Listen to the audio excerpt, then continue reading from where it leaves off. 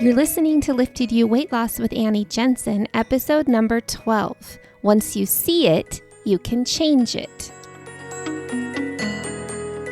Hello, darling. I'm Annie, and I'm here to connect with you. I know we understand each other. We show up, we live hard, and you and I do all of it, carrying the same burden.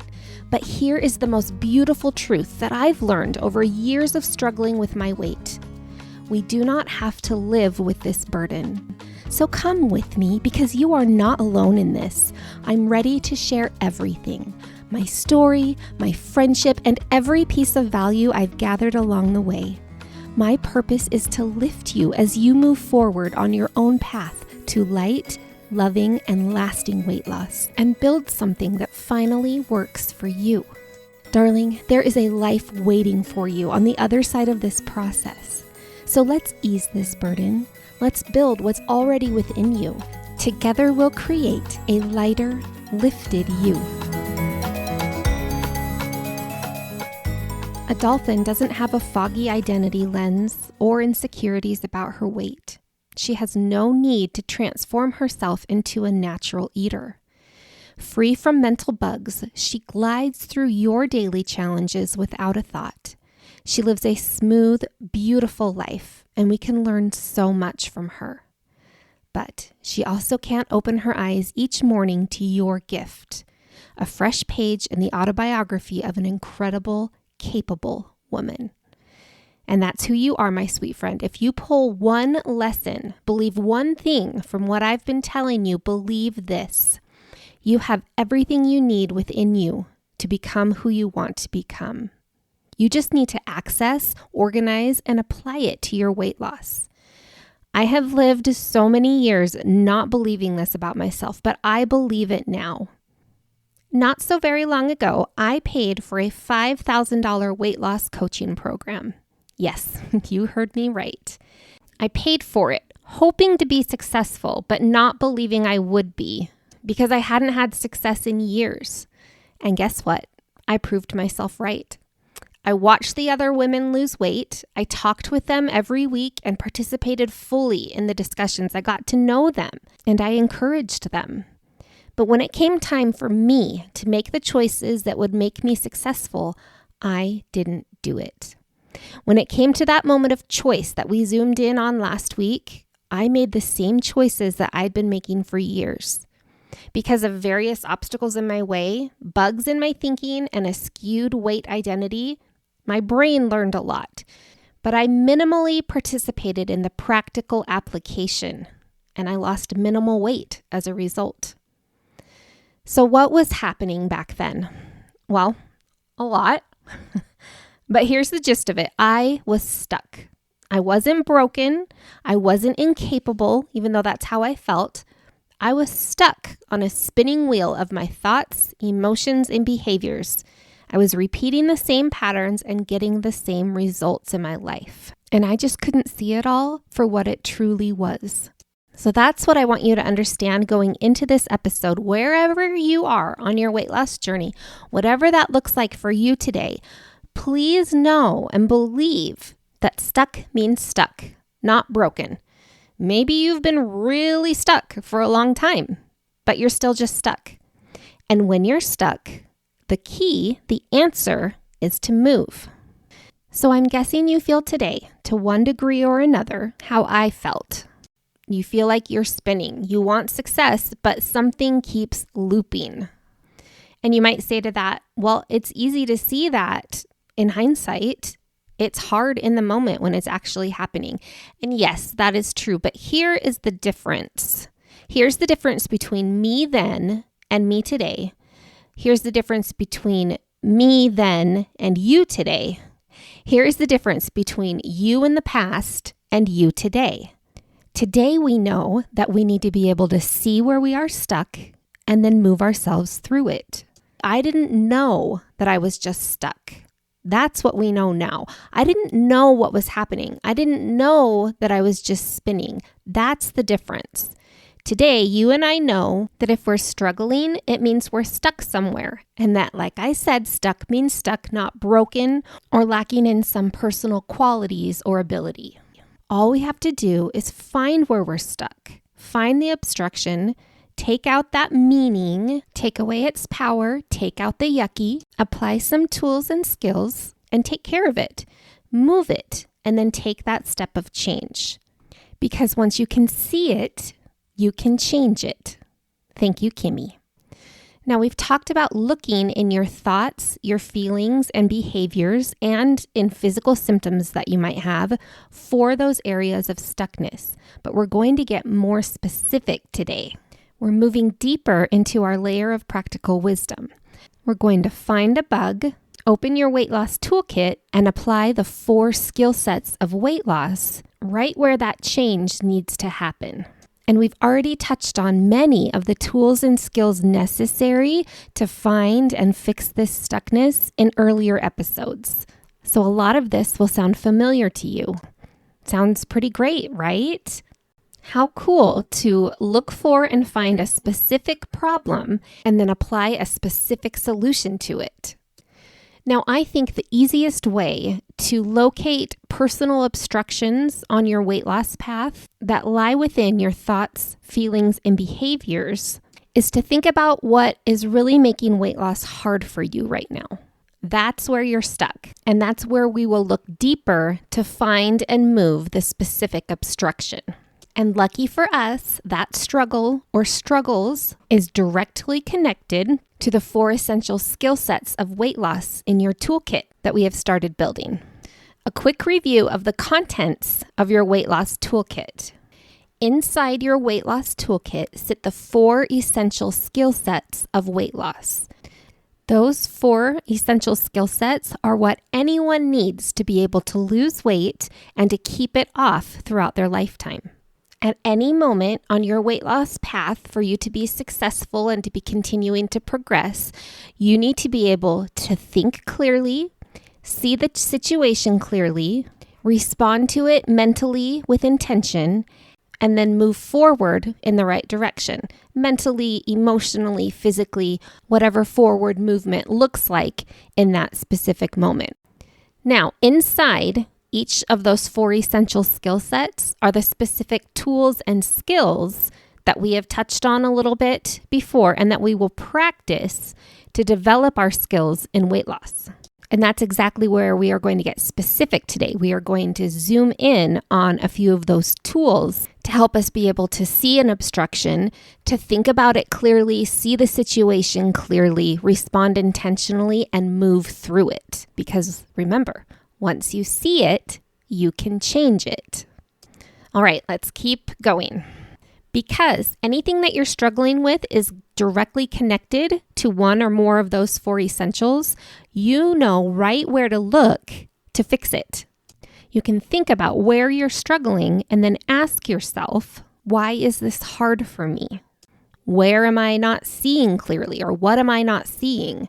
How am I not responding intentionally here? And how am I not moving myself forward? So I'll say it one more time. Any struggle that you're having in weight loss, anywhere that you find you are stuck, can be traced directly back to one or more of those 4 skill sets of weight loss. And they are all connected, but you can just pick one spot and start to work on it. And then the whole process of thinking clearly, seeing clearly, responding intentionally, and moving will fall into place for you. And that's when the shifts start to happen inside you. You'll start to feel a little lighter. You'll notice clarity, just like our friend Bria felt the second night after she closed the pantry door and walked away for a few minutes. So first, let's work on looking for some stuckness. Let's find an obstruction. We'll make sure we're thinking clearly about it. We'll get some clarity. We'll see the situation and a path forward with clarity. Then we are going to respond mentally with intention. We'll neutralize that obstruction and make sure it doesn't have more power than it deserves. And that will bring us right back to last week, where we talked about taking that step of change forward. Okay, let's do it together. Stick with me. I know it's a lot, but it is going to come together beautifully. I promise, all of it. Okay, let's pick a bug and then let's move through it from the beginning to the end of the process using our weight loss toolkit. Now, obviously, I don't know exactly where you are stuck, but I have sufficient experience in this area of life to make some educated guesses. So what I've done is I sat down and I wrote down the 10 most contributing factors to me gaining weight or not being able to lose weight. They were good. It was a good exercise for me to do. I did notice that they were a little redundant and overlapped, so then I narrowed it down to the top 5 contributing factors to gaining weight or not being able to lose it. So I thought those would be a good place to start to find a common area where we all likely have some stuckness, have an obstruction that needs to be neutralized and moved out of our way. So I'm going to read those to you now, and then I'm going to pick one and we're going to zoom in on it. So in no particular order, these are Annie Jensen's top 5 personal contributing factors to struggling with weight. I bet you didn't expect to hear that today. Mindless or unintentional eating, sugar/highly processed foods, an emotional connection with food, irregular routines or lack of intention, and inaccurate beliefs. Now, can you possibly relate with any of those? I thought so. I'm going to pick an emotional connection with food for us to work on together today. I believe that we all can relate with this. This is an overarching problem that if we could make significant progress on it, it will make our weight loss a lot easier in general. So let's pretend that over here in our left hand sits an unhealthy emotional connection to food. It's keeping us stuck and it's making weight loss difficult. Then over here in our right hand, we have our brand new weight loss toolkit that's going to help us heal our relationship with food and become less emotionally dependent upon it so that we can eat less and burn the extra energy that is being stored on our bodies. And today we are going to take the stuckness in our left hand and our toolkit in our right hand and bring them together so that they can work each other out. Our toolkit is going to help us look at our emotional connection to food, help us think clearly about it, help us see it clearly, help us see an appealing and possible way forward, help us respond intentionally, and help us move forward through it so that we can make improvements and change. We're not changing everything at once. We're just making small changes, causing small shifts that are going to make big changes in the near future. Okay, let's zoom into an emotional connection to food. That's the area of stuckness that we're going to focus on today. Now, an emotional connection to food is certainly an over-desire for food. It's an idea, a thought that food is there for me. It's the dependency on and the desire to use food in too many roles in life, doing much more for you than it should. And that desire for it, that pull, that intense feeling is what causes the compulsion to overeat. Now, join me in just a quick side note about this over-desire on a very relevant topic for today, for just a moment. Here is where those GLP-1 medications fit in. GLP-1s essentially remove that over-desire. And this is why I have no problem with people using them, because people need to know that they are simply capable of another behavior. That medicine has been a godsend for people, and I will never judge somebody for using it. And like I've mentioned, I have used it since my diabetes shifted off into a way unhealthy direction. Now, what I want to do right now with you is deconstruct and neutralize that power. I want to do in your brain the same thing that medication does by mimicking hormones. So I've experienced both. I've experienced this shift in my mind, in my thinking, in my approach. I have deconstructed and removed or decreased that desire for food in me on my own. I have also felt the effects of the GLP-1 medication doing it. I personally believe, unless you plan on being on that medicine for your whole life, and even if you are on it for your whole life, going through this process, deconstructing that desire and changing your mentality and identity and connection with food is important. You need to know that your emotional connection with food is not you. You need to understand and believe that this is just an area in your life where your brain, your body, and your heart are stuck. And deconstructing that over desire, that emotional connection to food, and neutralizing it is going to take away its power without that medicine. People have lost weight without that medicine for a very long time. And it's this mental shifting that really makes it happen. It's how people become naturally thin. It's the process of becoming a natural eater in your mind, your body, and your heart. So if you are taking a GLP-1 medication, use it to help you in this process. Use it to help neutralize the power that over desire for food has. And if you're not taking it, great. You're building new, healthier neural pathways in your brain all on your own. Okay, sorry, I got a tad sidetracked for just a second. So we have this over desire for food. That's a sizable obstruction on our weight loss path. And thankfully, we have our tools to deconstruct this over desire and take away its power. So let's do that. I came up with one buggy thought that I feel really goes with an emotional connection to food, and a thought I have had a million times in my life, and that's probably not an exaggeration. And that thought is, I should be done eating, but I can't be. Or, I should be done eating, but I really don't want to. Can you relate to those thoughts? How many times in your life have you been eating something, your body is telling you that it's satisfied, that it's full, but you just want to keep going because it's comforting, it tastes good, all the reasons. We'll get into those as we spend more time together. But I have all the confidence right now that you understand what I'm talking about. So our specific buggy thought today that is connected to our emotional desire and connection for food is going to be, I should stop eating, but I can't. So we need to look at that thought and ask ourselves, how are we not thinking clearly? What are we not seeing? How can we respond intentionally to fix this? And then how do we actually take that step of change and move forward? Well, the first thing we need to do, and we've already done that today, is catch it. Use our bug detector. I can't stop eating even when my body has had enough is not a statement of personal truth. It's not the truth. It's a bug. So then what is it? We've caught it as untruth. Now let's label it with what it really is. Believing the thought, I can't be done eating even if my body is full, is simply adopting a pattern of behavior and disguising it as your identity.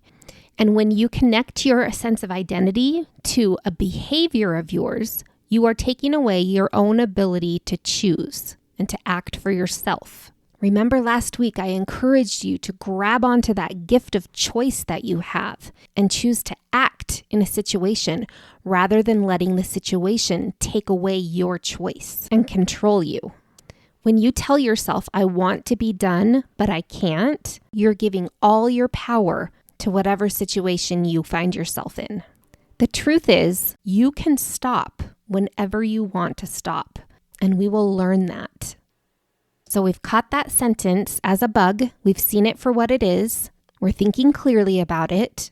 We're thinking, when I eat more than I actually want to, I know that that's not me. It's just a pattern. It's just a behavior, even if I've been doing it for the last 30 years of my life.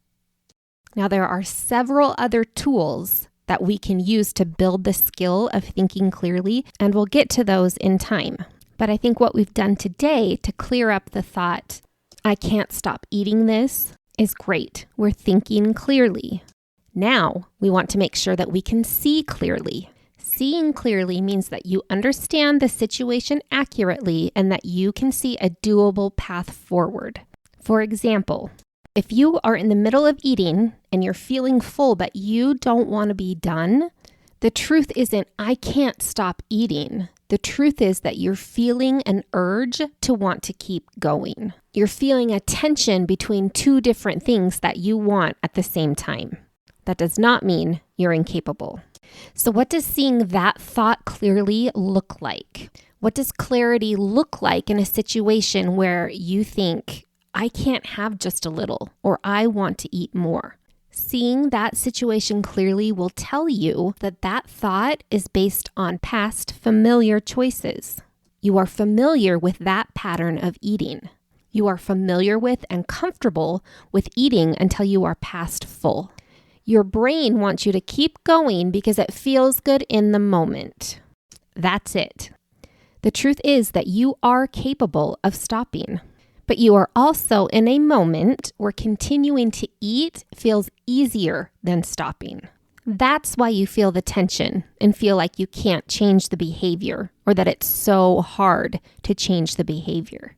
That's the truth right there. And when you can recognize that and feel that, you know you're seeing the situation clearly. Clarity feels light and hopeful. Not pressing and controlling like the thought, I can't stop eating. Remember, clarity feels like you know that you are above your situation. You've switched into that other awareness, that other mentality that tells you, my choices are not me. The situation is not out of my control. I am the boss. I make the choices. That is what clarity feels like. Once you're in that clarity, you will be able to create and see a doable path forward. And that is where your appealing and possible plan from your connect, check, and go comes in. When you have a path forward that you feel good about, then you're going to do it. So you need to find what's possible right now for you to do so that you can respond intentionally and take that step of change. And that's what we talked all about last week. Making the decision to move and doing it. Well, you, my friend, just deconstructed an extremely common, very powerful bug. Man, that's why that step of connecting with your essence, connecting with the you inside your body, that is not your feelings, experiences, behaviors, is truly so powerful because you can step out of that moment when you're eating your baked potato that tastes so good and realize your essence, you, is completely above all of that and you can do whatever you want. Remember, you're not even your brain that wants you to keep going. Now, the next step is to do this in real life. And you can. Your doer wants to. Your doer can do it. Let her out. She doesn't care about those bugs. Those are old news to her. Your doer, the action, the movement of your essence is so much like that dolphin that just glides through the ocean. Think of what you are capable of if you can let go of all of the past experiences that you remember and that you make your current decisions based on. Yes, we have to move through some discomfort, but as we find those bugs and we zap them at the root, we get clarity and we see that we are capable of different behavior. Your doer does this all day long in all other areas of your life. She has clarity in a situation. She understands what's really going on, so she makes an appealing, possible plan for herself, and she does it. She does it at work. She does it at home. She does it in traffic. She does it with friends. She does it with kids. Your doer is active all day long. Weight loss is no different. Find where you can take a step off your spinning wheel of thoughts, feelings, and behaviors. Find where you can make a possible plan that you feel good about for yourself. Oh my gosh, and I feel like the best thing that you could do for yourself is find a way to take the power out of a bug that you find. Recognize a thought you have, see a pattern that you're doing, and tell yourself that that's all it is, and then take a step to fix it. It's going to feel so good. Find where you're not thinking clearly and make a little shift. Recognize where your vision is a little bit foggy and do something that feels good and possible for you to help you see yourself a little bit more clearly. See the actual problem for what it is. See the pattern of behavior that you are likely following. See a path forward. See what's possible right there in the moment, and then make it happen. Time for some final thoughts. I really don't like wishing the past away, or wishing that it had been different or that I'd handled things differently. It's something that I have learned and really worked on not doing, but I truly do wish that I hadn't spent so many years of my life circling around and around about my weight. Now, I've shared some about how my skewed perception, my misguided weight identity all started with all of those insults in my adolescence, like years 9 through 14. I've called that a storm of errors that planted those dark seeds of untruth about myself, about my body, about my physical appearance to others, all that giant weedy mess. It truly was a deep garden of weeds and a thick, heavy fog in my life. And it's absolutely true that I certainly got an unfair, inaccurate, rough start. I did not start that storm in my life. But here is the full, transparent truth of all of it. As the years went on, that painful storm did follow me. But I certainly bear some responsibility in not stopping it, because it did keep me stuck for a long time. Now, when it comes to the consequences of that verbal abuse and my responsibility to pick up the pieces and move on, I don't know where the lines of responsibility blur. And to be honest, I don't really care at this point. I only want to focus on the value and take that with me. So the point that I am making with that right now is that however we got to where we are responsible for addressing issues or weaknesses or patterns or anything in our lives that are keeping us stuck. It's our job to figure it out and move forward. So yes, I had inaccurate beliefs that were planted that weren't my fault, but it doesn't matter at this point. Now I need to look at those beliefs, change them, and move forward. I need to take the power that they've had over me for so long, neutralize it, and move past it. So as I find real areas of stuckness in our lives, sometimes it will be more complicated and sometimes it won't. Sometimes it might need a counselor's help or a loved one's help. Sometimes you can figure it out in a coaching program or simply on your own. Whatever that looks like, it's up to you, it's up to me to take responsibility to recognize the stuckness and then figure out what we need to do to move past it. And something awesome that I found to be true is that a lot of it really isn't that hard. It's like reaching into the back of a file cabinet and pulling out like old crusty hanging folders that just don't matter anymore. You don't even have to shred them. You can just throw them in the garbage. That has been my experience with a lot of the crap that was in my head and my heart about my weight. And as I found it, I've realized that so much of it is just obsolete and it doesn't matter anymore. That's what I mean when I say let the battle go. Let the heavy go. Let the yuckiness go. So find those bugs. Correct your thoughts about them. See the situation clearly. Make a plan to change it. Then decide and move. Because once you see it, you can change it. And we're going to keep doing that here together. Next week's going to be a little lighter, a little shorter, a little bit easier content to digest. We'll just have some lovely soft work that we can talk about together. Have a wonderful week, my friend. I will talk to you next Tuesday. A special thank you to Kimmy Jackson, licensed professional counselor, who has just taught me so dang much. I love you, Kimmy. I don't know what I would do without you. And I would love to know what you think. Tell me all your thoughts. Don't filter them. I can handle it. I need feedback so I can make this better for you. So go rate and review the podcast on whatever platform you are listening. I would appreciate it so very much. Thanks.